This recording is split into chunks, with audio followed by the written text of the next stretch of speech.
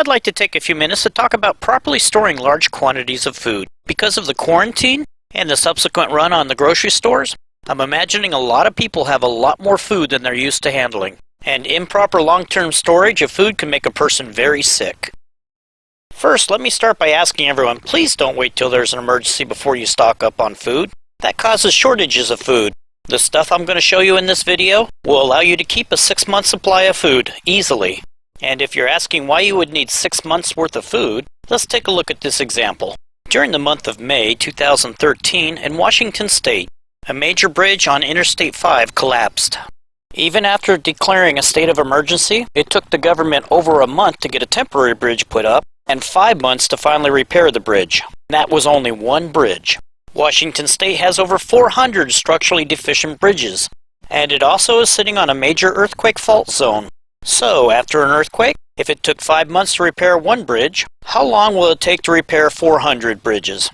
And with no bridges, there will not be any food in the stores. So, minimum of 6 months. Oh, and bonus, when you get quarantined, you don't have to leave the house. Okay, let's get started. Mini garages are large enough that you can build a pantry in them. If you live in an earthquake zone, I recommend installing padlock latches to keep the food in during an earthquake. The key to easily keeping track of expiration dates on canned goods is right here.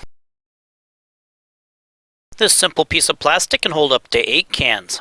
You feed the cans into the top and they dispense out of the bottom. This means you're always eating the oldest food first. In the business world, this method of storage is called FIFO, or first in, first out. This works very well if you're only storing 8 cans. But what happens if you want to store 32 cans of the same product? Just a little more work's involved. First, for your product group, number each storage rack from oldest to newest. Then in the top right corner of each rack, install a piece of loop Velcro. Then take a piece of hook Velcro, write the word use on it. Now this label can be easily installed on the rack that you're currently eating out of. So, if you're continually adding cans to the top of your storage rack, how do you know when it's time to move to the next storage rack? Let me introduce to you my last can method. First off, write the month and year down of when you got your food. Now put 7 cans into your storage rack. On the 8th can, grab one of your pre-printed last can stickers and put it on a can. Now, when you want to make some chili, go to the rack that has the word use on it and grab your can of chili. Periodically buy new chili and put it in the top of the rack. Eventually, you're going to find your last can sticker. This means you've eaten the original 8 cans that was in that rack. At this point, you want to move your use label over to rack number 2. You'll eat your way across the racks 1 through 4, then move back to rack 1 and start eating out of that again. After you've set this system up, it requires almost no extra effort to maintain. And let's say you want to eat more than just chili. Install more loop Velcro in the lower left corner of the rack and write the food name on the hook Velcro. This makes it pretty easy to change the labeling on what you're going to store in each rack. What about square cans? They don't roll very well. Well, as it happens to turn out, a can of Spam is exactly the same width as a 2x4. So store them on the side of your pantry and mark down on the 2x4 what order to eat the cans in. After I finish eating everything on the first shelf, I move all the cans down one shelf. While moving them, make sure you inspect the condition of the can. You are storing meat after all. Now we don't want to waste any space in our pantry, so you can store stuff on the shelf behind the 2x4. Since it's out of sight, make sure you mark down on the 2x4 what you're storing back there. And if you're picky about making sure the labels all face outward so you can read them, it makes it a lot easier to find the food later. A small but very important detail I'd like to point out, these shelves are made of wood. So make sure you paint them with a high gloss white paint. This will serve 2 purposes. First off is it seals the wood to keep any small microscopic creepy crawlies out of your food. And the second is it makes it easier to see if you have a problem with food leaking out of the packages. And if it does leak, cleanup is a lot easier.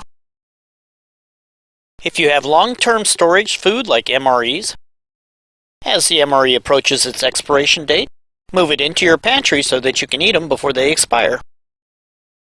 And if you're storing smaller items, Build wood boxes to put them in. That way you can easily pull it off the shelf, look inside, and put it back, especially if it's above your head. Let's take a look at storing light, dry food. This is easily done in removable boxes. If you can't eat an entire box of rice-a-roni in one sitting, it's easily split into 2 separate meals using Ziploc bags. Half the rice into a bag, and half the spices into a bag. Now you have 2 meals out of 1 box. You can group your food by meal type. For example, all of your breakfast items could be in 1 box. Place all your spices together. The storage racks we talked about work equally as well with beverages. The wall space in a garage up by the ceiling makes an excellent storage opportunity if you install a shelf. But for safety, try to put lighter items up there in case they fall. If you install a shelf on the wall above a garage door, it's a very good idea to put a rail on it. This is because as the garage door goes up and down, that wall vibrates and the stuff can fall off pretty easily. Some food items like rice, sugar, and flour you purchase in large 40 and 50 pound sacks. Before storing these items, you want to break these sacks down into more manageable sizes.